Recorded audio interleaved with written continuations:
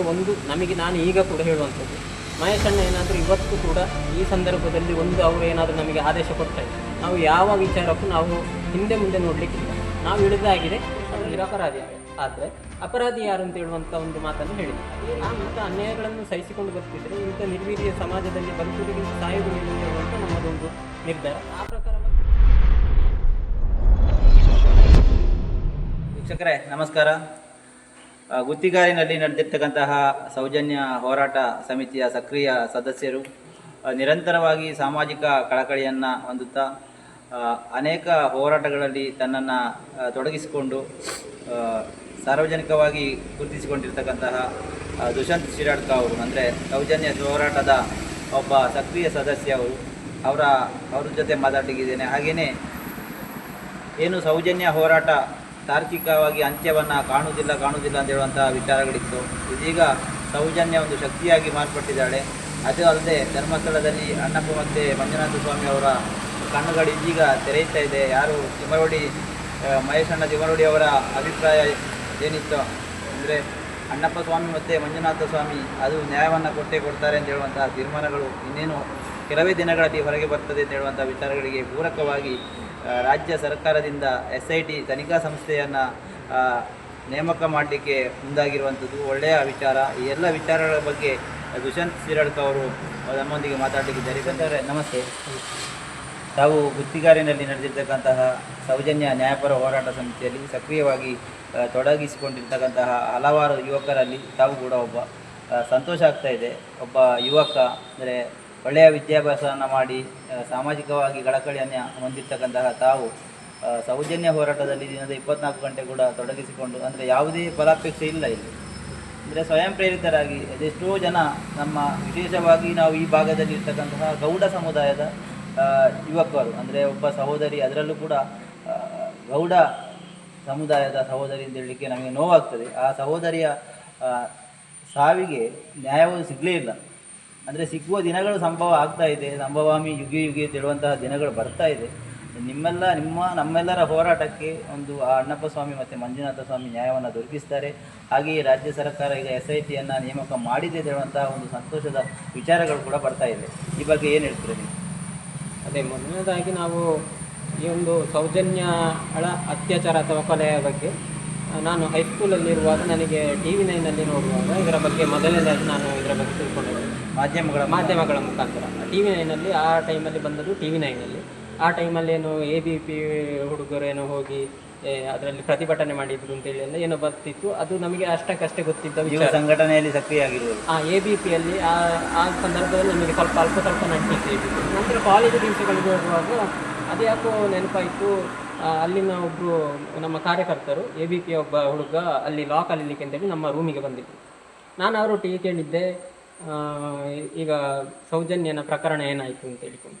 ಆಗ ಕೇಳುವಾಗ ಅವರು ಹೇಳಿದರು, ಅದು ನಿಂತು ಹೋಗಿದೆ, ಅವರು ಹಣ ಎಲ್ಲ ತಗೊಂಡ್ರು, ಪ್ರತಿಭಟನೆಗೆ ಅಂತೇಳಿ ಹಣ ತಗೊಂಡು ಡಬ್ಬಿ ಇಟ್ಟು ಹಣ ಮಾಡಿದರು, ಅಥವಾ ಧರ್ಮಸ್ಥಳದವರ ಕೈಯಿಂದ ಹಣ ತಗೊಂಡು ಆ ಪ್ರತಿಭಟನೆ ನಿಲ್ಲಿಸಿದ್ದಾರೆ ಅಂತೇಳಿ ಕೇಳಿದ್ರು. ಹಾಗೆ ನಾನು ಅದನ್ನು ಆ ವಿಷಯವನ್ನು ಅಲ್ಲಿಗೆ ಬಿಟ್ಟುಬಿಟ್ಟೆ. ದಾರಿ ತಪ್ಪಿಸುವಂಥದ್ದು ಅಂತ ನಾವು ಹೇಳಲಿಕ್ಕೆ ಆಗುದಿಲ್ಲ. ಆದರೆ ಅವರಿಗೆ ಆ ರೀತಿಯ ಮಾತುಗಳು ಆ ಥರ ಯಾರಾದರೂ ಹೇಳಿರ್ಬೋದು ಅಥವಾ ಅವರು ಅದನ್ನು ಹೇಳಿರ್ಬೋದು.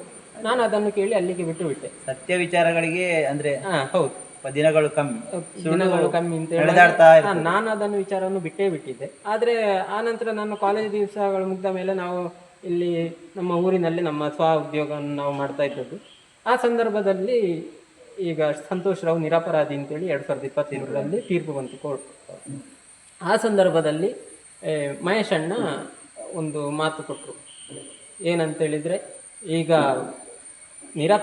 ಸಂತೋಷ್ ರಾವ್ ನಿರಪರಾಧಿ ಆದರೆ ಅಪರಾಧಿ ಯಾರು ಅಂತ ಹೇಳುವಂಥ ಒಂದು ಮಾತನ್ನು ಹೇಳಿದರು. ಆ ಮಾತು ಅವತ್ತು ರಾಜ್ಯದಾದ್ಯಂತ ಒಂದು ಸಂಚಲನವನ್ನು ಸೃಷ್ಟಿ ಮಾಡ್ತು. ಎಲ್ಲ ಕಡೆ ಒಂದು ನ್ಯಾಯಾಲಯದ ಬಗ್ಗೆ ಆಗಲಿ ಅಥವಾ ಪೊಲೀಸ್ ಇಲಾಖೆಯ ಬಗ್ಗೆ ಆಗಲಿ ಅಥವಾ ಮಾಧ್ಯಮದವರ ಮೇಲೆ ಆಗಲಿ ಒಂದು ನಂಬಿಕೆಯನ್ನು ಕಳೆದುಕೊಂಡು ವಾಪಸ್ ನ್ಯಾಯಕ್ಕಾಗಿ ಒಂದು ಹೋರಾಡುವಂಥ ಒಂದು ಮನಸ್ಥಿತಿಗಳು ಆ ಸಂದರ್ಭದಲ್ಲಿ ಉದ್ಭವ ಆಗ್ತಾ ಹೋಯಿತು. ಆ ಸಂದರ್ಭದಲ್ಲಿ ಇಲ್ಲಿ ಗುತ್ತಿಗಾರಿನಲ್ಲಿ ಮದನ್ ಕೊಲ್ಯ ಅವರು ಮೊದಲನೇದಾಗಿ ಈ ಬಗ್ಗೆ ಇಲ್ಲಿ ಒಂದು ಹೋರಾಟವನ್ನು ನಡೆಸಬೇಕು ಅಂತೇಳಿ ಒಂದು ತೀರ್ಮಾನವನ್ನು ಕೈಗೊಂಡರು. ನನಗೆ ಆಗ ನೆನಪಾಯಿತು, ಅವತ್ತು ಕಾಲೇಜು ದಿವಸಗಳಲ್ಲಿ ನಾನು ಈ ಥರ ಇವು ದುಡ್ಡು ಮಾಡ್ತಾರೆ ಅಂತೆಲ್ಲ ಹೇಳಿದ್ದೆ ಅಂತ ಹೇಳಿಕೊಂಡು ಆ ರೀತಿಯ ಮಾತುಗಳು ಬಂದಿತ್ತಲ್ಲ. ಅದರ ಬಗ್ಗೆ ನಾನು ಅಲ್ಲಿಯವರೊಟ್ಟಿಗೆಲ್ಲ ಕೇಳುವಾಗ ಇದು ಸುಳ್ಳು ಸುದ್ದಿ, ಕಪೋಕಲ್ಪಿತ ಸುದ್ದಿ, ಹೋರಾಟಗಾರರ ಮೇಲೆ ಮಾಡುವಂಥದ್ದು ಸುಳ್ಳು ಸುದ್ದಿಗಳು ಅಂತ ಹೇಳುವಂಥ ವಿಚಾರ, ಹೋರಾಟವನ್ನು ಹಿಮ್ಮೆಟ್ಟಿಸಬೇಕು ಅಂತ ಹೇಳುವಂಥ ಪ್ರಭಾವಿಗಳು ಮಾಡ್ತಿರುವಂಥ ಕೆಲವು ಷಡ್ಯಂತ್ರಗಳು ಅಂತ ಹೇಳುವಂಥ ವಿಚಾರ ನಮಗೆ ತಿಳಿದು ಬಂತು. ಆ ನಂತರದಲ್ಲಿ ನಾವು ಈ ವಿಚಾರದಲ್ಲಿ ಯಾರನ್ನು ಎದುರು ಹಾಕಿಕೊಂಡು ಪರವಾಗಿಲ್ಲ, ಇದರಲ್ಲಿ ಒಂದು ಸಕ್ರಿಯತನದಿಂದ ಕೂಡಬೇಕು, ಅವಳಿಗೆ ನ್ಯಾಯ ಸಿಗಲೇಬೇಕು ಅಂತ ಹೇಳುವಂಥ ಒಂದು ದೃಷ್ಟಿಯಲ್ಲಿ ಅವಳಿಗೆ ಮಾತ್ರ ಅಲ್ಲ ಎಲ್ಲ ಆ ನಂತರ ಈ ವಿಚಾರಗಳ ಬಗ್ಗೆ, ಈ ಹೋರಾಟಗಾರರ ಬಗ್ಗೆ, ಈ ರೀತಿಯ ಷಡ್ಯಂತ್ರಗಳ ಬಗ್ಗೆ ನಾನು ಅಲ್ಲಿ ವಿಚಾರಿಸಿದಂಥ ಸಂದರ್ಭದಲ್ಲಿ ಇದಕ್ಕೆ ಮುಂಚೆ ಆದಂಥ ಅನ್ಯಾಯಗಳೇನಿವೆ ಅದರ ಬಗ್ಗೆ ಸಹ ಮಾತು ಬಂತು. ಇವರು ಯಾವ ರೀತಿ ಈ ಪದ್ಮನಾಥ ಇರ್ಬೋದು ಅಥವಾ ವೇದವಲ್ಲಿ ಅವರು ಟೀಚರ್ ಒಬ್ರು ಇದ್ರಲ್ಲ, ಅವರ ಬಗ್ಗೆ ಎಲ್ಲ ಇದಕ್ಕೆ ಮುಂಚೆ ಯಾವ ರೀತಿ ಅಲ್ಲಿ ಮಾಡಿದ್ದಾರೆ, ಕೆಲವು ಅನ್ಯಾಯಗಳನ್ನು ಮಾಡಿದ್ದಾರೆ, ಇದರ ಬಗ್ಗೆ ಎಲ್ಲ ಮಾತಾಡ್ತಾ ಬಂತು. ಕೆಲವರು ಹೇಳಿದರು ಅವರು ಅಂಥವರನ್ನೇ ಎಂತೆಂಥವರನ್ನು ಬಿಡಲಿಲ್ಲ, ನಿಮಗೆ ಈ ಸುದ್ದಿ ಬೇಡ ಅಂತ ಹೇಳಿಕೊಂಡು ಹೇಳಿದರು. ಆದರೆ ನಾವು ಒಂದು ನ್ಯಾಯಕ್ಕೆ ಅಂತೇಳಿ ಇಳಿದ ಮೇಲೆ ನಾವು ಅದನ್ನು ಒಂದು ಸರಿಯಾದ ದಾರಿಗೆ ನಮ್ಮ ಕೊಂಡೋಗಬೇಕಾದ್ದು ನಮ್ಮ ಕರ್ತವ್ಯ. ಅಥವಾ ನಾವು ಅದೇ ರೀತಿ ಇಂಥ ಅನ್ಯಾಯಗಳನ್ನು ಸಹಿಸಿಕೊಂಡು ಬದುಕಿದರೆ ಇಂಥ ನಿರ್ವೀರ್ಯ ಸಮಾಜದಲ್ಲಿ ಬದುಕುವುದಕ್ಕಿಂತ ಸಾಯೋದು ಮೇಲು ಅಂತ ಹೇಳುವಂಥ ನಮ್ಮದೊಂದು ನಿರ್ಧಾರ. ಆ ಪ್ರಕಾರವಾಗಿ ನಾವು ಆ ಹೋರಾಟಕ್ಕೆ ಇಳಿದಿದ್ದೇವೆ. ಈ ಹೋರಾಟ ಆಗುವಾಗ ಕೂಡ ಇಲ್ಲಿ ನಾವು ಎಷ್ಟೋ ಕಷ್ಟಗಳನ್ನು ಇಲ್ಲಿ ಕೂಡ ಅನುಭವಿಸಿದ್ದೇವೆ. ಇಲ್ಲಿ ನಾವು ಒಂದು ಬಂಟಿಂಗ್ಸ್ ಕಟ್ಟಬೇಕಿದ್ರೆ ನಮಗೆ ಬಂಟಿಂಗ್ಸ್ ಕೊಡೋದೆ ನಾವು ಮತ್ತು ದೇವಸ್ಥಾನದಿಂದ ಈಗ ಮೊನ್ನೆ ಚಂದ್ರಶೇಖರ್ ಬಾಳ್ಗೋಡು ಬಂದಿದ್ರಲ್ಲ, ಇಲ್ಲಿ ನೀವು ಒಂದು ಎಪಿಸೋಡ್ ಮಾಡಿದ್ರಿ ಅವ್ರದ್ದು ಸೌಜನ್ಯ ಆಗೋಕ್ಕೆ, ಅವರ ಮುಖಾಂತರ ಇಲ್ಲಿ ಒಂದು ಮರಕತ ದೇವಸ್ಥಾನದಿಂದ ಬಂಟಿಂಗ್ಸನ್ನು ತಂದು ಇಲ್ಲಿ ಕಟ್ಟುವಂಥ ಪರಿಸ್ಥಿತಿ ಕೂಡ ನಡೀತು. ಆ ಸಂದರ್ಭದಲ್ಲಿ ನಮ್ಮ ರಿಕ್ಷಾ ಚಾಲಕರಿರ್ಬೋದು ಅಥವಾ ಜೀಪು ಚಾಲಕರು ಅವರ ಒಂದು ತುಂಬ ಕೆಲಸಗಳನ್ನು ಮಾಡಿಕೊಂಡು ಅವರ ಒಂದು ಪ್ರಯತ್ನದಿಂದ ಒಂದು ಕಾರ್ಯಕ್ರಮ ಯಾವುದೇ ತೊಂದರೆ ಇಲ್ಲದೆ ಅತ್ಯಂತ ಒಂದು ಒಳ್ಳೆಯ ರೀತಿಯಲ್ಲಿ ಮುಗೀತು. ಅದೇ ಪ್ರಕಾರ ಆ ಸಂದರ್ಭದಲ್ಲಿ ನಾವು ಪತ್ರಕರ್ತರ ಒಂದು ಸುದ್ದಿಗೋಷ್ಠಿ ಮಾಡಿದ್ದೇವೆ. ಆ ಸಂದರ್ಭದಲ್ಲಿ ನಮಗೆ ಪತ್ರಕರ್ತರುಗಳು ಕೂಡ ತುಂಬ ಒಂದು ಒಳ್ಳೆಯ ಒಂದು ರೆಸ್ಪಾನ್ಸ್ ಕೊಡುವುದರ ಮೂಲಕ ನಮಗೆ ಒಂದು ಅತಿ ಹೆಚ್ಚು ಜನಗಳನ್ನು ತಲುಪುವಂಥ ಒಂದು ಸಹಕಾರಿ ಆಯಿತು. ಅದೇ ಪ್ರಕಾರ ನಮಗೆ ಬ್ಯಾನರ್ಗಳನ್ನು ಹಾಕುವಾಗ ಆ ಬ್ಯಾನರನ್ನು ತೆಗಿಬೇಕು ಅಂತ ಹೇಳುವಂಥ ನೋಟ್ಸ್ ಕೂಡ ಬರ್ತದೆ ಅಂತ ಹೇಳುವಂಥ ಸುದ್ದಿಗಳು ಕೂಡ ಬಂದಿತ್ತು. ಆದರೆ ನಾವು ಅದನ್ನು ಇವರು ಹೀಗೆ ಮಾಡಿದರೆ ಇವರಿಗೆ ಇದು ತೊಂದರೆ, ಆಗ ಜನ ರೊಚ್ಚಿಗೆದ್ದು ಒಂದು ಅವರ ಫುಲ್ಲು ಪ್ರತಿಭಟನೆಯ ಒಂದು ಇದರಲ್ಲಿ ಮನಸ್ಸಿನಲ್ಲಿ ಇರುವಾಗ ಈ ರೀತಿಯ ಅವರ ಒಂದು ವಿಚಾರಗಳು ಅದನ್ನು ಹತ್ತಿಕ್ಕುವಂಥ ವಿಚಾರಗಳು ಬಂದರೆ ಮತ್ತು ಅವರ ಮೇಲೆ ಜನಗಳು ಹೇಳುವಂಥದ್ದು ಜಾಸ್ತಿ ಅಂತ ಹೇಳುವಂಥ ವಿಚಾರಕ್ಕೆ ನಾವು ಅದನ್ನು ಹಾಗೆ ಬಿಟ್ಟಿದ್ದೇವೆ. ಆದರೆ ಆ ರೀತಿ ನಡೀಲಿಲ್ಲ. ಆ ಸಂದರ್ಭದಲ್ಲಿ ಸರಿಯಾಗಿ ನಡೆದುಕೊಂಡು ಹೋಯಿತು ಪ್ರತಿಭಟನೆ. ಒಳ್ಳೆ ಇಡೀ ಒಂದು ವಿಶ್ವಕ್ಕೆ ಅಂದರೆ ಗುತ್ತಿಗಾರಿನ ಮೂಲಕ ಹೌದು ಹಳ್ಳಿಯ ಪ್ರದೇಶ ಆದರೂ ಕೂಡ ಇಡೀ ವಿಶ್ವಕ್ಕೆ ಒಂದು ಒಳ್ಳೆಯ ಸಂದೇಶವನ್ನು ಕೊಟ್ಟಿರುವಂಥದ್ದು ಗುತ್ತಿಗಾರಿನ ಒಂದು ಹೋರಾಟ ಅಂತ ಹೇಳುವಂಥ. ಅಂದರೆ ಗುತ್ತಿಗಾರು ಅಂತ ಹೇಳಿದರೆ ಎಲ್ಲ ವಿಚಾರಗಳಲ್ಲಿ ಗುತ್ತಿಗಾರು ಅಂತ ಹೇಳಿದರೆ ಅದೊಂದು ಗಟ್ಟಿಗಾರ ಊರು ಅಂತ ಹೇಳುವಂಥದ್ದು ಖಂಡಿತ ಮುಂದಿನಿಂದಲೂ ಬಂದಂತೆ. ಅದೇ ರೀತಿ ಯಾವುದೇ ಒಂದು ಧಾರ್ಮಿಕ ವಿಚಾರಗಳಿರ್ಬೋದು, ಬೇರೆ ಬೇರೆ ಪ್ರತಿಭಟನೆಗಳಿರ್ಬೋದು, ಎಲ್ಲ ನ್ಯಾಯಕ್ಕಾಗಿ ಅಂದರೆ ಖಂಡಿತ ಇಲ್ಲಿ ಒಂದು ಪಕ್ಷ ಭೇದವಾಗಿ ನಡೆದಿರ್ತಕ್ಕಂಥ ಹೋರಾಟ ಅಂತ ಹೇಳಿದರೆ ಅದು ಗುತ್ತಿಗಾರಲ್ಲಿ ಅಂತ ಹೇಳುವಂಥ ಒಳ್ಳೆಯ ಹೆಸರಿರುವಂತಹ ಒಂದು ಹೋರಾಟ. ಎಲ್ಲರ ಸಕ್ರಿಯತನದಿಂದ ಅಂದರೆ ಎಲ್ಲರ ಒಂದು ಸಹಕಾರದಿಂದ ಅದು ಯಶಸ್ವಿಯಾಗಿದೆ ಖಂಡಿತ. ಅದಾದ ನಂತರ ನೋಡಿ ಆಮೇಲೆ ನಾವು ಈ ಹೋರಾಟ ನಡೀತು, ಏನೆಲ್ಲ ಅವರು ಪ್ರಭಾವಿಗಳು ಅಂತೇಳಿ ನಾವು ಏನು ಹೇಳ್ತಾರೆ ಅವರು ಹೋಗಿ ಈ ಹೋರಾಟಗಳನ್ನು ಹತ್ತಿಕ್ಕುವಂಥ ಎಲ್ಲ ಪ್ರಯತ್ನ ಮಾಡಿ ಯಾವುದೇ ರೀತಿಯ ಹೋರಾಟಗಳನ್ನು ಮಾಡಲಿಕ್ಕೆ ಇಲ್ಲ ಅಂತ ಹೇಳುವಂಥ ಒಂದು ವಿಚಾರಗಳನ್ನೆಲ್ಲ ಮಾಡಿದ್ವಿ. ಆ ಸಂದರ್ಭದಲ್ಲಿ ಈಗ ನಮಗೆ ಒಬ್ಬರ ತಪ್ಪು ಇಲ್ಲದಿದ್ದರೆ ಅವರು ಯಾಕೆ ಆ ರೀತಿಯ ಕೆಲಸಗಳನ್ನು ಮಾಡ್ತಾರೆ, ಹತ್ತಿಕ್ಕುವಂಥ ಕೆಲಸಗಳು ಯಾಕೆ ಅವರಿಗೆ ಅಂತ ಹೇಳುವಂಥ ಪ್ರಶ್ನೆ ಬರ್ತದೆ. ಈ ಸಂದರ್ಭದಲ್ಲಿ ನಮಗೆ ಮತ್ತು ಇದಕ್ಕೆ ಏನಾದರೂ ಆಗಲಿ ಈ ಹೋರಾಟದಿಂದ ಹಿಂದೆ ಸರಿಲೇಬಾರ್ದು ಅಂತ ಹೇಳುವಂಥ ವಿಚಾರಗಳು ಉಂಟು. ಕುಂಬಳಕಾಯಿಯ ಕಥೆಯಾಗಿ ಇದು ಕಾಣ್ತಾ ಉಂಟು. ಅಂತ ಹೇಳಿದರೆ ಹೋರಾಟ ಮಾಡುವ ಕೂಡಲೇ ಅದಕ್ಕೆ ಒಂದಷ್ಟು ಯಾರು ಬಕೆಟ್ಗಳು ಹೇಳ್ಬೋದು, ಸತ್ಯವಾಗಿ ಹೇಳುವುದಾದ್ರೆ ಊರಲ್ಲಿ ಕೂಡ ಇದ್ದಾರೆ, ಅದನ್ನು ಬಕೆಟ್ಗಳಿಂದಾಗಿ ಆಗ್ತಾ ಉಂಟು. ಖಂಡಿತವಾಗಿ ಆ ಬಕೆಟ್ಗೆ ಅದರದ್ದೇ ಆದ ಬೆಲೆ. ಅಂದರೆ ಬಕೆಟ್ ಅಂತ ಹೇಳಿ ಅಂದರೆ ಕೊಡಪ್ಪಣ ಅಂದರೆ ಕೊಡ ಅಂತ ಹೇಳ್ತೇವೆ. ಆ ಕೊಡ ಯಾಕೆ ಅಂತ ಹೇಳುವಂಥದ್ದು ಈಗ ಕೊಡ ಕೆಲವೇ ದಿನಗಳಲ್ಲಿ ಗೊತ್ತಾಗ್ತದೆ. ಹಾಗೆ ಅವರು ಅವರಷ್ಟಕ್ಕೆ, ನಮಗೆ ಆ ಥರ ಇಲ್ಲ. ನಮ್ಮದು ಏನಿದೆ ಹೋರಾಟ ಅಂತೇಳಿ ನಾವು ಒಂದು ವಿಚಾರಕ್ಕೆ ಇಳಿದಿದ್ದೇವೆ, ಅದೊಂದು ಸರಿಯಾದ ಒಂದು ಅದಕ್ಕೆ ಒಂದು ತಾರ್ಕಿಕವಾದ ಅಂತ್ಯ ಬೇಕು. ಯಾಕೆಂತೇಳಿ ನಾವು ಕೂಡ ABVP ಸಂಘದ ಮೂಲಕವೇ ಬಂದದ್ದು. ಆಗಿರುವಾಗ ನಮಗೆ ಅದೊಂದು ಕಲಿಸಿಕೊಟ್ಟಂಥ ಪಾಠ ಇದೆ. ಆ ಒಂದು ಹಠ ಬಿಡದೆ ಇರುವಂಥ ಒಂದು ನಮ್ಮ ಒಂದು ಕ್ರಮ ಏನಿದೆ ಆ ಪ್ರಕಾರವಾಗಿ ನಾವು ಈ ಹೋರಾಟದಲ್ಲಿ ಸಕ್ರಿಯವಾಗಿದ್ದೇವೆ. ಅದೇ ರೀತಿ ನಮಗೆ ಕೆಲವರು ನಾವು ಒಂದು ರಾಜಕೀಯ ಪಕ್ಷದಲ್ಲಿ ಕೂಡ ನಾವು ಒಂದು ಸ್ವಲ್ಪವಾಗಿ ಕೆಲಸ ಮಾಡಿ ನಮ್ಮ ಮಟ್ಟಿಗೆ ನಮಗೆ ಪಕ್ಷದ್ರೋಹಿಗಳು ಆ ರೀತಿಯ ಕೆಲವು ವಿರೋಧಗಳು ಕೂಡ ಬಂದಿದೆ ಈ ಹೋರಾಟಕ್ಕೆ ಇಳಿದ ಮೇಲೆ. ಆದರೆ ನಾವು ಅದನ್ನು ಲೆಕ್ಕಕ್ಕೆ ನಮಗೆ ನಾವು ಎಲ್ಲವನ್ನು ಸ್ವೀಕಾರ ಮಾಡ್ತೇವೆ, ಅದು ನಾವು ಒಪ್ಪಿಗೆ ಈ ಹೋರಾಟ ಅಂತ ಹೇಳಿದ ಮೇಲೆ ಹಾಗೆ ಆದ ಕಾರಣ ನಾವು ಅದನ್ನು ಇಟ್ಟುಕೊಂಡೇ ನಾವು ಮುಂದೆ ಸಾಗ್ತಾ ಇದ್ದೇವೆ. ಅದಾಗಿ ನಾವೇನು ಈ ಹೋರಾಟವನ್ನು ಅಲ್ಲಿಗೆ ಬಿಡುವುದಾಗಲಿ ಇದಾಗಲಿ ಮಾಡಲಿಲ್ಲ. ನಾವು ಕಳೆದ ಸಲ ಈ ಹೋರಾಟಕ್ಕೆ 1 ವರ್ಷ ತುಂಬುವಾಗ ವಾಪಸ್ ಗುತ್ತಿಗೆನಲ್ಲಿ ಸ್ವಲ್ಪ ಒಂದಿಷ್ಟು ಜನರನ್ನು ನಮಗೆ ಸೇರಿಸಿ ಅದನ್ನು ಸೇರಿಸಿ ಒಂದು ಸೌಜನ್ಯಳ ಭಾವಚಿತ್ರಕ್ಕೆ ಪುಷ್ಪಾರ್ಚನೆ ಮಾಡಿ ಅದನ್ನು ಪೇಪರಲ್ಲಿ ಕೊಡುವಂಥದ್ದು, ಆ ಮೂಲಕ ಒಂದು ಪ್ರಚಾರ ಮಾಡಿ ಅದು ಸದಾ ಜೀವಂತ ಇಡಬೇಕು ಹೇಳುವಂಥ ಒಂದು ಉದ್ದೇಶಕ್ಕೆ ಆ ರೀತಿ ಮಾಡಿದ್ದೇವೆ. ಆಮೇಲೆ ಮಹೇಶ್ ಅಣ್ಣನವರನ್ನು ನಾವು ಒಂದು 4-5 ಜನ ಹೋಗಿ ಅಲ್ಲಿ ಹೋಗಿ ಅವರನ್ನು ಭೇಟಿ ಮಾಡಿ ಮುಂದೆ ನಂತರದ ಹೋರಾಟದ ರೂಪುರೇಷೆ ಏನು ಅಂತ ಹೇಳುವಂಥದ್ದು, ನಾವು ಯಾವ ರೀತಿಯಲ್ಲಿ ಅವರು ಒಂದು ನಮಗೆ ನಾನು ಈಗ ಕೂಡ ಹೇಳುವಂಥದ್ದು, ಮಹೇಶ್ ಅಣ್ಣ ಏನಾದರೂ ಇವತ್ತು ಕೂಡ ಈ ಸಂದರ್ಭದಲ್ಲಿ ಅವರು ಏನಾದರೂ ನಮಗೆ ಆದೇಶ ಕೊಟ್ಟರೆ ನಾವು ಯಾವ ವಿಚಾರಕ್ಕೂ ನಾವು ಹಿಂದೆ ಮುಂದೆ ನೋಡಲಿಕ್ಕಿಲ್ಲ. ನಾವು ಇಳಿದಾಗಿದೆ. ಅದರಲ್ಲಿ ಪಕ್ಷಭೇದವಾಗಿ ನಮ್ಮಲ್ಲಿ ಇರುವಂಥ ಈ ಚಂದ್ರಶೇಖರ ಬಾಳ್ಗೋಡು ಇರ್ಬೋದು, ಪ್ರವೀಣ್ ಮುಂಡೋಡಿ ಇರ್ಬೋದು, ವಿಜೇಶ್ ಹಿರಿಯಡ್ಕರ್ ಇರ್ಬೋದು, ಅಥವಾ ಎಷ್ಟೋ ಜನ ಇದ್ದಾರೆ ಆ ರೀತಿ ಅವರ ಮಾತಿಗೆ ಜೀವಕ್ಕೆ ಜೀವ ಕೊಡುವ. ಅದರಲ್ಲಿ ನಮ್ಮಂಥವರು ಕೂಡ ಒಬ್ಬರು. ನಾವು ಅದಕ್ಕೆ ಎಲ್ಲ ವಿಚಾರಕ್ಕೂ ನಾವು ಕೂಡ ತಯಾರಾಗಿದ್ದೇವೆ ಅಂತ ನಾನು ಈ ಮೂಲಕ ನಿಮಗೆ ಹೇಳ್ತಾ ಇದ್ದೇನೆ. ಈಗ ನೀವು ಆನಂತರ ಗಿರೀಶ್ ಮಟ್ಟಣ್ಣವರನ್ನು ಭೇಟಿಯಾಗಿದ್ದೀರಾ? ಗಿರೀಶ್ ಮಟ್ಟಣ್ಣನವರನ್ನು ಭೇಟಿಯಾಗಲಿಲ್ಲ. ಆದರೆ ಈಗ ನೋಡಿ, ಒಂದು ಚುನಾವಣೆಯ ಸಂದರ್ಭದಲ್ಲಿ ನಾವು ತುಂಬ ಇಲ್ಲಿಯ MP ಇಲೆಕ್ಷನ್ ಬಂತು. ಆ ಸಂದರ್ಭದಲ್ಲಿ ಏನಾಯಿತು ಅಂತ ಹೇಳಿದರೆ, ಅವರು ಯಾರು ನಾವು ಈಗ ಆರೋಪಿ ಸ್ಥಾನದಲ್ಲಿ ಯಾರನ್ನು ಈ ಸಂದರ್ಭದಲ್ಲಿ ಹೇಳ್ತೇವೆ, ಅವರ ಬಳಿ ಯಾವುದೇ ರಾಜಕಾರಣಿಗಳು ಹೋಗಬಾರ್ದು ಅಂತ ಹೇಳುವಂಥದ್ದನ್ನು ಮಹೇಶ್ ಶೆಟ್ಟರು ಅವತ್ತು ಹೇಳಿದರು. ಆ ಸಂದರ್ಭ ಇದು ಇಷ್ಟೆಲ್ಲ ಹೋರಾಟಗಳು ನಡೀತಾ ಇರಬೇಕಾದ್ರೆ ನಮ್ಮ ಒಂದಿಷ್ಟು ಆರೋಪಿತರು ಯಾರಿದ್ದಾರೆ ಅವರ ಕಾಲುಬುಡಕ್ಕೆ ಹೋಗುವಂಥ ಪರಿಸ್ಥಿತಿಗಳು ಬಂತು. ಅವರ ಕಾಲುಬುಡಕ್ಕೆ ಹೋದ ಪರಿಸ್ಥಿತಿಗಳಾಗುವಾಗ ಅದು ನಮಗೆ ಕೂಡ ಅದು ನಾವು ಅದೇ ಪಕ್ಷದಲ್ಲಿ ಕೆಲಸ ಮಾಡಿದ್ದು, ನಮಗೆ ಅದು ಸರಿ ಕಾಣುತ್ತಿತ್ತು. ವ್ಯಕ್ತಿ ಮುಖ್ಯ ಅಲ್ಲ, ಸಂಘಟನೆ ಮುಖ್ಯ ಅಂತ ಹೇಳುವಂಥದ್ದು ತೋರ್ಪಡಿಕೆಗೆ ಮಾತ್ರ ಅಂತೇಳಿ ನನಗೂ ಕೂಡ ಅನುಭವ ಆಗಿದೆ. ಯಾಕೆಂತ ಹೇಳಿದರೆ, ಬೆಳೆಯುವವ ಅಲ್ಲಿ ಬೆಳಿತಾನೆ ಇರ್ತಾನೆ, ಆಗ ಅವ ವ್ಯಕ್ತಿ ಮುಖ್ಯ ಆಗುವುದಿಲ್ಲ. ಖಂಡಿತ ಆಗ ಅವ ವ್ಯಕ್ತಿ ಮುಖ್ಯ ಆಗುವುದಿಲ್ಲ. ಯಾವುದೇ ಪಕ್ಷ ಇರಲಿ. ನಾನು ಪಕ್ಷೇತರನಾಗಿ ನನಗೆ ತುಂಬ ಟೈಮ್ ಆಯಿತು. ಒಂದು 5 ವರ್ಷದ ಹತ್ತಿರದಿಂದ ನಾನು ಹೊರಗಡೆ ಇದ್ದೇನೆ. ದೇವರದಯದಿಂದ ನನಗೆ ಎಲ್ಲರೂ ಒಂದೇ, ನಾವೆಲ್ಲ ಮಾಡುವ ಸೇವಾ ಕಾರ್ಯಗಳಿಗೆ ಒಳ್ಳೆಯ ಸಹಕಾರ ಇದೆ. ಆ ಪಕ್ಷದ ಯಾವುದೇ ವಿಚಾರಗಳಲ್ಲಿ ನಾನು ಒಂದು 5 ವರ್ಷದಿಂದ ತೊಡಗಿಸಿಕೊಂಡಿಲ್ಲ, ಇನ್ನೂ ತೊಡಗಿಸಿಕೊಳ್ಳುವುದಿಲ್ಲ. ಯಾವುದೇ ಪಕ್ಷದ ಬಗ್ಗೆ ನನಗೆ ನೋವು ಇಲ್ಲ, ಅಂದರೆ ಬೇಜಾರಂತ ಇಲ್ಲ ನನಗೆ. ನಾನು ಹೇಳುವುದು, ಒಬ್ಬ ವ್ಯಕ್ತಿ ಮಾತಾಡಬಾರ್ದು ಅಂತ ಹೇಳಿದರೆ, ಆದರೆ ವ್ಯಕ್ತಿ ಮುಖ್ಯವೋ ಪಕ್ಷ ಮುಖ್ಯವೋ ನೀವು ಏನು ಹೇಳ್ತೀರಿ ಅಂದರೆ, ಅವರವರ ಅನುಕೂಲಕ್ಕೆ ತಕ್ಕ ವ್ಯಕ್ತಿ ಮುಖ್ಯ ಆಗ್ತಾರೆ, ನಂತರ ಪಕ್ಷ ಮುಖ್ಯ ಆಗ್ತಾರೆ. ಇದರಿಂದಾಗಿ ಸಾಮಾನ್ಯ ಕಾರ್ಯಕರ್ತನ ತಳಮಟ್ಟದ ಕಾರ್ಯಕರ್ತರನ್ನು ಉಳಿಲಿಕ್ಕೆ ಬೇಕಾಗಿ ಆಗಿರುವಂತಹ ಒಂದು ಈ ಒಡಂಬಡಿಕೆ ಅಂತ ಹೇಳ್ಬೋದು. ಖಂಡಿತ ನಾವು ಪಕ್ಷ ಮುಖ್ಯ, ವ್ಯಕ್ತಿ ಮುಖ್ಯ ಅಲ್ಲ. ಅಲ್ಲಿ ವ್ಯಕ್ತಿ ಮುಖ್ಯ ಆಗ್ತದೆ, ಅಲ್ಲಿ ಅಡ್ಜಸ್ಟ್ಮೆಂಟಿಗೆ ಆಗುವಾಗ ವ್ಯಕ್ತಿ ಮುಖ್ಯ ಆಗ್ತದೆ, ಇಲ್ಲಿ ಮಾತ್ರ ಪಕ್ಷ ಮುಖ್ಯ. ಬಹುಶಃ ನಾವು ಕರೆಕ್ಟ್ ನೀವು ಮಾತನಾಡುವಂಥ ಈ ವಿಚಾರದಲ್ಲಿ ನಾನು ಅದನ್ನು ಹೇಳುವಷ್ಟು ನಾನು ದೊಡ್ಡದನ್ನಲ್ಲ. ಆದರೆ ಅದು ಎಲ್ಲರಿಗೂ ಗೊತ್ತಿರುವಂಥದ್ದು, ಈಗ ನಾನು ನಡೆದುಕೊಂಡು ಬರ್ತಾನೆ ಇದೆ. ಆದರೆ ನಮಗೆ ಆ ಒಂದು ಎಲೆಕ್ಷನ್ ಟೈಮಲ್ಲಿ ಏನು ಇವರು ಮತ್ತೆ ಆ ಆರೋಪಿತರ ಕಾಲವಳಿಗೆ ಹೋಗುವಂಥದ್ದು, ಇದು ಖಂಡಿತವಾಗಿ ಅದನ್ನು ಸಹಿಸಲಿಕ್ಕೆ ಸಾಧ್ಯವಿಲ್ಲ. ಇಷ್ಟು ದೊಡ್ಡ ಮಟ್ಟಿನ ಹೋರಾಟ ನಡೀತಾ ಇದೆ. ಹೋರಾಟಗಾರರೇನು ಸುಮ್ಮನೆ ಅಲ್ಲ, ಅವರು ಕೂಡ ಸಂಘದಲ್ಲಿ ಹಿಂದೂ ಸಂಘಟನೆಗಳಲ್ಲಿ ತಳಮಟ್ಟದಿಂದ ಕೆಲಸ ಮಾಡಿ, ಈಗಿನ ಕಾಲದ ರೀತಿ ಏನು ಮೊಬೈಲ್ ಅಥವಾ ಫೇಸ್ಬುಕ್ ವಾಟ್ಸಪ್ಗಳು ಇಲ್ಲದಂಥ ಕಾಲದಲ್ಲಿ ಆ ಸಂದರ್ಭದಲ್ಲಿ ಅವರು ರಕ್ತವನ್ನು ಕೊಟ್ಟುಕೊಂಡು ಕೆಲಸ ಮಾಡಿದಂಥವರು. ಅವರೊಂದು ರೀತಿಯ ಸನ್ಯಾಸಿಗಳ ರೀತಿಯ ಜೀವನವನ್ನು ಸವಿಸಿದವರು.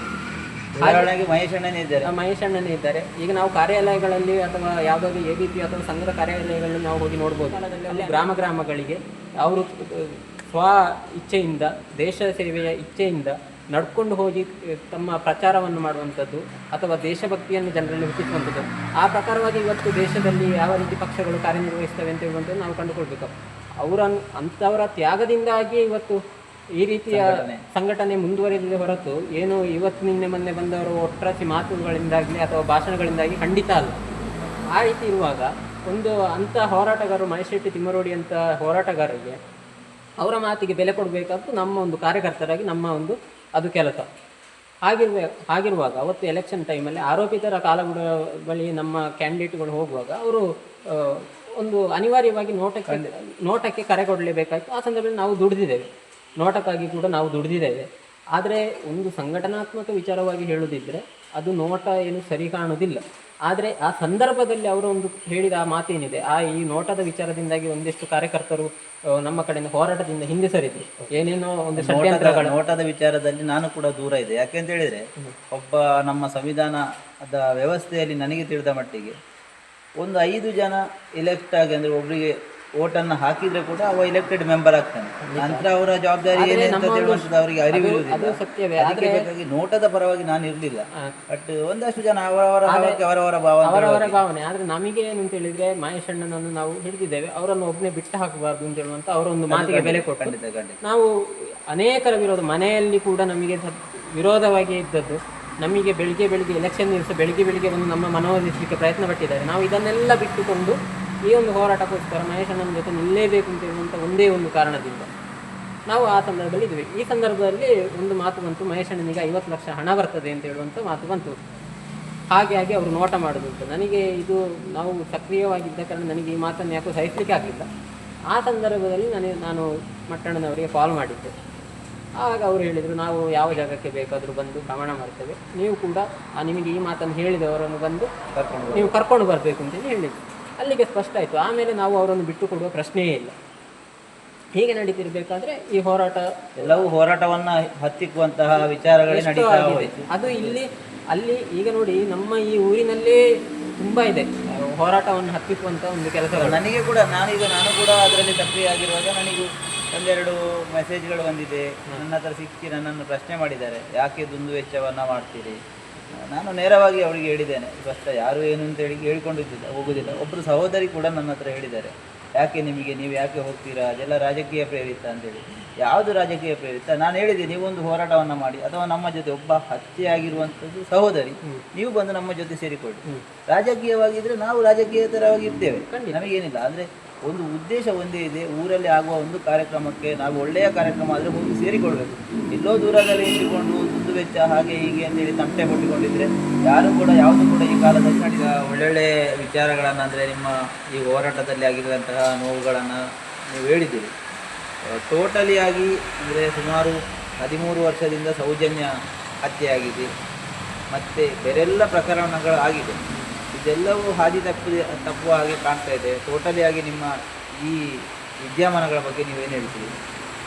ಈಗ ಒಂದು ಮಾತನಾಡುವಾಗ ಈಗ ನೋಡಿ, ಅನೇಕ ಜಾತಿ ಸಂಘಟನೆಗಳು ಇರ್ತವೆ. ಯಾವುದಾದ್ರೂ ಒಂದು ವಿಷಯವನ್ನು ತಗೊಂಡು ಏನೇನೋ ಮಾಡ್ತೇವೆ. ಆದರೆ ಈ ಒಂದು ವಿಚಾರದಲ್ಲಿ ನಿಜವಾಗಿ ಜಾತಿ ಸಂಘಟನೆಗಳ ಅಗತ್ಯತೆ ಇರುವಂಥದ್ದು ಇಂಥ ವಿಚಾರಗಳು. ಈ ಒಂದು ನ್ಯಾಯವನ್ನು ತೆಗೆಸಿಕೊಡುವಂಥದ್ದಾಗಲಿ ಅಥವಾ ಈ ರೀತಿಯ ಕೆಲವು ಕೃತ್ಯಗಳು ನಡೆದಾಗ ಆ ಸಂದರ್ಭದಲ್ಲಿ ಅವರ ಒಂದು ಬೆನ್ನೆಲುಬಾಗಿ ಮನೆಯವರ ಬೆನ್ನೆಲುಬಾಗಿ ನಿಂತುಕೊಂಡು ಒಂದು ನ್ಯಾಯವನ್ನು ತೆಗೆಸಿಕೊಡುವಂಥ ಕೆಲಸಗಳನ್ನು ಮಾಡಬೇಕಿತ್ತು. ಸೌಜನ್ಯ, ಈಗ ನನಗೆ ಅನಿಸಿತು, ನನಗೂ ನೋವಾಗುವುದು ಹೇಗೆ ಅಂತ ಹೇಳಿದರೆ, ಸೌಜನ್ಯ ಹತ್ಯೆಯಾಗಿ ಒಂದಷ್ಟು ವರ್ಷಗಳು ಕಳೆದರೂ ಕೂಡ ಒಂದು ಚುನಾಯಿತ ಪ್ರತಿನಿಧಿಗಳು, ಅಂದರೆ ಎಲ್ಲ ಪಕ್ಷದ ಒಂದು ಜವಾಬ್ದಾರಿಯುತ ವ್ಯಕ್ತಿಗಳು ಅಂದರೆ ಕ್ಷೇತ್ರಕ್ಕೆ ಬರುವಾಗ, ನಾನು ದೇವರ ಬಗ್ಗೆ ಮಾತಾಡುವುದೇ ಇಲ್ಲ, ಅಂದರೆ ದೇವರ ಬಗ್ಗೆ ಎರಡು ಮಾತಿಲ್ಲ. ಎಲ್ಲರೂ ಧರ್ಮಸ್ಥಳದ ಬಗ್ಗೆ ಹಾಗೆ ಆಗ್ತದೆ ಹೀಗೆ ಆಗ್ತದೆ, ಧರ್ಮಸ್ಥಳವನ್ನು ಒಂದು ಕೆಟ್ಟ ಹೆಸರಿಗೆ ತೋರಿಸ್ತಾ ಇದ್ದಾರೆ ಅಂತ ಹೇಳುವಂಥದ್ದು ಈ ವಿಚಾರದಲ್ಲಿ ಅಂದರೆ ಹಿನ್ನಡೆ ಮಾಡಲಿಕ್ಕೆ ನೋಡುವಂಥದ್ದು. ಆದರೆ ಯಾರು ಕೂಡ ಸೌಜನ್ಯನ ಮನೆಗೆ ಒಂದು ಸೌಜನ್ಯಕ್ಕಾಗಿ ಭೇಟಿ ಮಾಡೋದಕ್ಕೆ ನೀವೇನು ಹೇಳ್ತೀರಿ? ಅದೇ ನಾವು ಅದಕ್ಕಾಗಿಯೇ ಬಹುಶಃ ನಾನು ಆಗಲೇ ಹೇಳಿದ್ದೇನೆ, ನೋಟ್ ಅಂತೇಳಿ ಹೇಳಿದ್ದೇನೆ. ಅದು ನಾವು ಇಂಥ ವಿಚಾರಗಳನ್ನು ನೋಡಿ ಒಂದು ರೋಸಿ ಹೋಗಿ ಆ ಒಂದು ಮಾತಿಗೆ ಮಹೇಶ್ ಅಣ್ಣನ ಆ ಒಂದು ಮಾತಿಗಾಗಿ ನಾವು ಅವತ್ತು ಆ ರೀತಿಯ ಹೋರಾಟಕ್ಕೆ ಇಳಿದದ್ದು. ಅದನ್ನು ಬೆಂಬಲಿಸೋದಕ್ಕೆ ನೋಟಕ್ಕಾಗಿ ನೋಡಿ, ನಾವು ಯಾರನ್ನು ನಂಬಿಕೊಂಡಿರುವಂಥದ್ದು ನಮಗೆ ಈಗ ಏನು ರಾಜಾಳ್ವಿಕೆ ಇಲ್ಲ, ನಾವು ಇರುವಂಥದ್ದು ಈಗ ಸರ್ಕಾರಗಳ ಆಳ್ವಿಕೆಯಲ್ಲಿ. ಆ ಸಂದರ್ಭದಲ್ಲಿ ನಮಗೆ ನಮ್ಮ ಪ್ರತಿನಿಧಿಗಳು ನಮಗೆ ಒಂದು ನ್ಯಾಯವನ್ನು ತೆಗೆಸಿಕೊಡಲಿಕ್ಕೆ ಇಷ್ಟೆಲ್ಲ ಹೋರಾಟಗಳು ನಡೀತಾ ಇದ್ದರೂ ಕೂಡ ಅವರು ಮತ್ತು ಯಾರನ್ನು ಆರೋಪಿತರನ್ನಾಗಿ ನಾವು ಹೇಳ್ತಾ ಇದ್ದೇವೆ ಅವರ ಕಾಲುಬಿಡಕ್ಕೆ ಹೋಗುದು ಅಂತ ಹೇಳಿದರೆ ಆ ಸಂದರ್ಭದಲ್ಲಿ ನಾವು ಯಾರನ್ನು ನಂಬುದು? ಇದೊಂದು ರೀತಿಯಲ್ಲಿ ಬೇಲಿಯ ಎದ್ದು ಹೊಲವನ್ನು ಮೇಯ್ತದೆ ಅಂತೇಳಿ ನಮ್ಮ ಮಾತಿದೆ ನೋಡಿ, ನಮ್ಮ ಹಿರಿಯರ ಮಾತಿದೆ, ಗಾದೆ ಮಾತು. ಆ ಪ್ರಕಾರ ಈಗ ನೋಡಿ, ನಮಗೆ ಏನಿಲ್ಲ ಈ ಒಂದು ವಿಚಾರ. ಆಕೆ ಗೌಡ ಹುಡುಗಿ, ಒಕ್ಕಲಿಗ ಗೌಡ ಹುಡುಗಿ ಏನು ಸೌಜನ್ಯ. ಆದರೆ ಈ ಹೋರಾಟವನ್ನು ಮುಂಚೂಣಿಯಲ್ಲಿ ವಹಿಸಿಕೊಂಡಂಥವರು ಯಾರು? ಮಹೇಶ್ ಶೆಟ್ಟಿ ತುಮರೂರು, ಅವರು ಬಂಟರು. ಅದೇ ರೀತಿ ಈಗ ಗೌಡ ಸಮುದಾಯಗಳು ಈಗ ಮುಂದೆ ಬಂದಿವೆ, ಗೌಡ ಸಂಘಟನೆಗಳು. ಅದರ ಬಗ್ಗೆ ನನಗೆ ಅಷ್ಟು ಮಾಹಿತಿ ಇಲ್ಲ. ಆದರೆ ನೋಡಿ, ನಾವು ಇದನ್ನು ತಿಳ್ಕೊಳ್ಬೇಕು. ಮಹೇಶ್ ಶೆಟ್ಟಿ ತಿಮ್ಮರೋಡಿ ಅವರು ಜಾತಿಯಲ್ಲಿ ಅವರು ಬಂಟರು, ಶೆಟ್ಟಿ, ದಿನೇಶ್ ಗಾಣಿಗರ್ ಇರ್ಬೋದು, ಜಯಂತಿ ಇರ್ಬೋದು, ಅವರೆಲ್ಲ ಪ್ರತಿಯೊಬ್ಬರು ಇದರಲ್ಲಿ ಸಕ್ರಿಯವಾಗಿ ಭಾಗವಹಿಸಿದ ಕಾರಣ ನಿಜವಾಗಿ ಈ ಹೋರಾಟಕ್ಕೊಂದು ಜಾತ್ಯತೀತವಾದಂಥ ಒಂದು ಅರ್ಥವನ್ನು ತಂದುಕೊಟ್ಟದಂತ ಹೇಳಿದರೆ ಅದು ಸೌಜನ್ಯಕರ ಹೋರಾಟ. ಅದು ಮಹೇಶ್ ಶೆಟ್ಟಿ ತಿಮ್ಮರೋಡಿ ಅಂತ ಹಿಂದೂ ಹುಲಿಯೊಬ್ಬನ ಒಂದು ಅವಿರತ ಒಂದು ಪ್ರಯತ್ನದ ಫಲವಾಗಿ ಇವತ್ತು ಅದು ಕಾಡ್ಗಿಚ್ಚಿನಂತೆ ಹರಡಿ ಇವತ್ತು ಈಗ ನ್ಯೂಸ್ ಬಂದಿದೆ.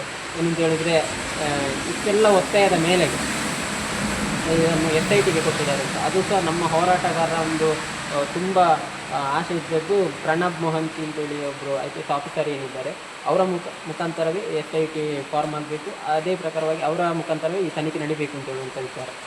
ಇದೆಲ್ಲ ನೋಡುವಾಗ ಇದು ನಮಗೆ ಒಂದು ನ್ಯಾಯ ಸಿಗುವಂಥ ಒಂದು ಲಕ್ಷಣಗಳು ಕಾಣ್ತಾ ಇವೆ ಅಂತ ಹೇಳುವಂಥದ್ದು ನಮಗೆ ಗೋಚರಿಸ್ತದೆ. ಮತ್ತು ಆ ಮಂಜುನಾಥ ಅಣ್ಣಪ್ಪನೇ ನೋಡಬೇಕು ಅಂತ ಹೇಳುವಂಥದ್ದು ಮಾತ್ರ ನಾವು ಹೇಳುವಂಥದ್ದು. ಖಂಡಿತ ಎಲ್ಲರ ನಿರೀಕ್ಷೆ ಅದ್ವಿ.